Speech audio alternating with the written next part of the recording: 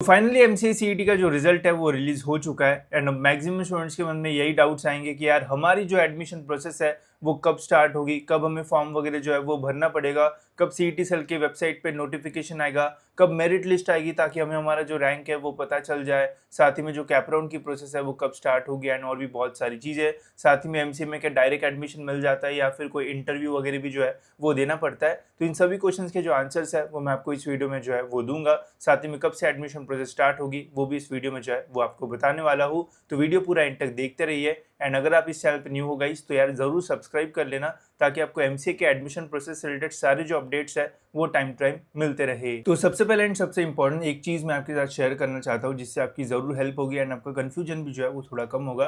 तो देखो एमसीए के एडमिशन प्रोसेस से रिलेटेड जो अपडेट है वो सीईटी के वेबसाइट पे जो है वो आता है एंड तब तक जो प्रोसेस है वो स्टार्ट नहीं होती है।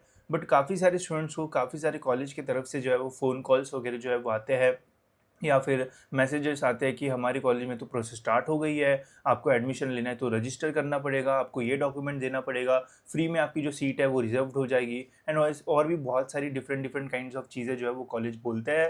तो मैं आप सभी स्टूडेंट्स को यही बोलना चाहता हूँ कि वेट करो, जब तक सीईटी की एक्चुअल एडमिशन प्रोसेस स्टार्ट नहीं होती है तब तक आपको इन सभी कॉलेजेस में बिल्कुल भी कोई भी डॉक्यूमेंट वगैरह की जो है वो देने की ज़रूरत नहीं है। अगर आप गलती से अपने डॉक्यूमेंट्स वगैरह देते हो तो एक ख़त्म बेकार फालतू से कॉलेज में आपको जो एडमिशन है वो मिल जाएगा एंड फिर बाद में आप जो है वो बहुत ज़्यादा रिग्रेट कर सकते हो। तो इसका जो है वो ध्यान रखना। बाकी मैं तो आपको टाइम टू टाइम गाइड करते ही रहूँगा, आप भी खुद जो है वो अवेयर रहो एंड प्रोसेस स्टार्ट होने का वेट करो। नहीं तो प्रोसेस स्टार्ट होने के पहले ही कोई फालतू से कॉलेज में आप एडमिशन ले लोगे तो उससे आपका काफ़ी लॉस जो है वो हो सकता है। तो इसका जो है वो ध्यान रखना है, ठीक है। अब देखते हैं इसकी कैसे हमारी एडमिशन प्रोसेस जो है वो रहती है एंड कब जो है वो इस साल स्टार्ट होगी। तो मैं आपको एकदम शॉर्ट में एंड अच्छी तरीके से आइडिया देता हूँ ताकि आपको पता रहे कि आगे जाके क्या होने वाला है। तो देखो यार, अभी हमारा एमसीए सीईटी का जो रिजल्ट है वो जो है वो रिलीज़ हो चुका है, ठीक है। तो रिजल्ट जो है वो अभी हमारा आ चुका है। रिजल्ट आने के बाद गाइज इमीडिएट जो एडमिशन प्रोसेस है वो स्टार्ट नहीं होगी, थोड़ा यहाँ पे जो टाइम है वो लगता है। अब ये टाइम कितना लगेगा आगे मैं आपको डेट्स वगैरह जो है वो बता दूंगा।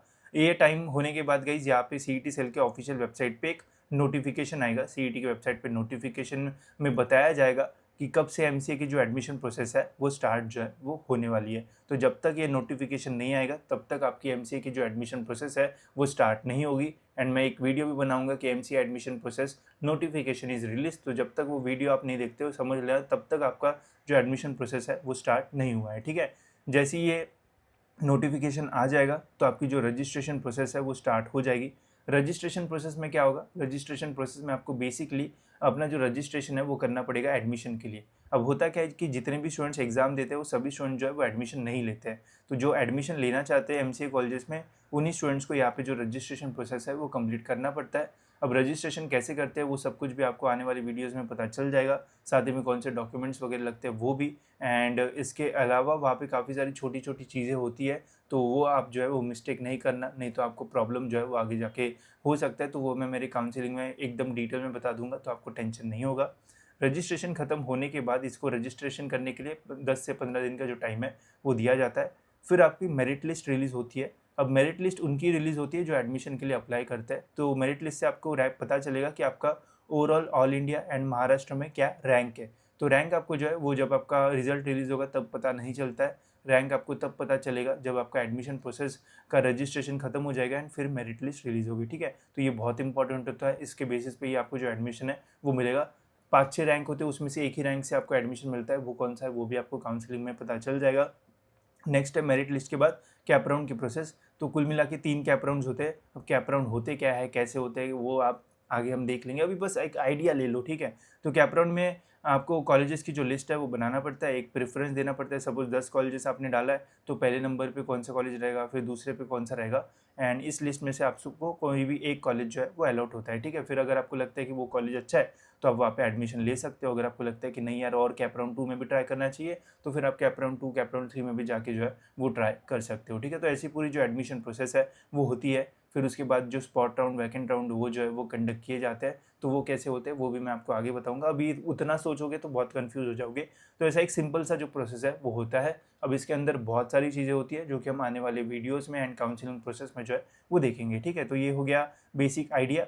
अब देखते हैं कि हमारी जो है एडमिशन प्रोसेस है वो कब जो है वो स्टार्ट हो सकती है। ठीक, तो वीडियो में आगे बढ़ने से पहले गाइस फाइनली हमने एमसीए सीईटी की जो एडमिशन काउंसलिंग प्रोसेस है वो अब स्टार्ट कर दी है। एंड हर साल की तरह इस साल भी हम एमसीए के एडमिशन प्रोसेस में आप सभी स्टूडेंट्स को जो है वो इस काउंसलिंग के थ्रू जो है वो डिटेल में जो है वो गाइड करेंगे। राइट फ्रॉम रजिस्ट्रेशन से लेके तो एडमिशन होने तक, स्पॉट राउंड तक, सब कुछ आपको इसमें जो है वो मिल जाएगा।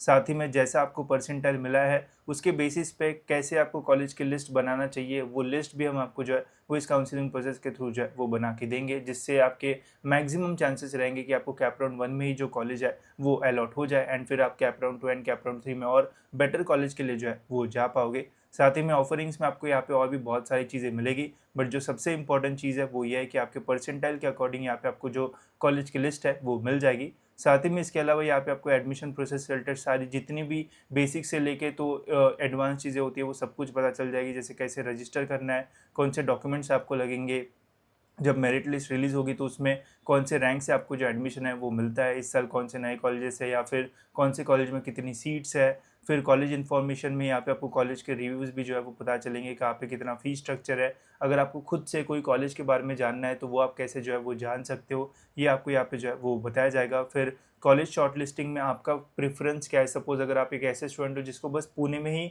एडमिशन चाहिए तो वैसे आपके लिए कॉलेजेस की जो लिस्ट है वो आपको जो है वो बना के मिल जाएगी, तो आपको ज़्यादा टेंशन जो है वो नहीं लेना पड़ेगा।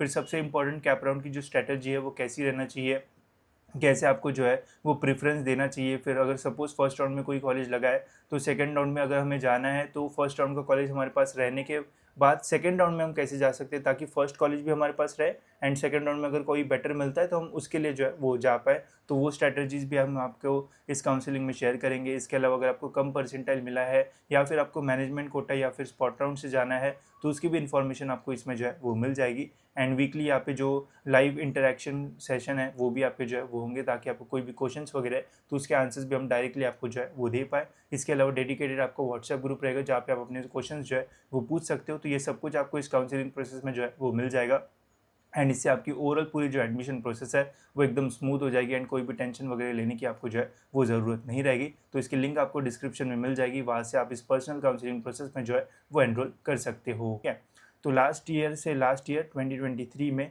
जो एमसीए के एडमिशन प्रोसेस है ये 26 जून 2023 से जो है वो स्टार्ट हो गई थी। मतलब 26 जून को ऑफिशियल सीईटी की वेबसाइट पे नोटिफिकेशन रिलीज़ हुआ था कि एमसीए के एडमिशन प्रोसेस इस डेट से जो है वो स्टार्ट हो जाएगी। ठीक है, तो ऐसा अपडेट आया था एंड प्रोसेस 26 जून से जो है वो स्टार्ट हो गई थी। फिर 2024 की अगर बात की जाए तो यहाँ पे जो प्रोसेस है वो 9 जुलाई 2024 से जो है वो स्टार्ट हो गई थी।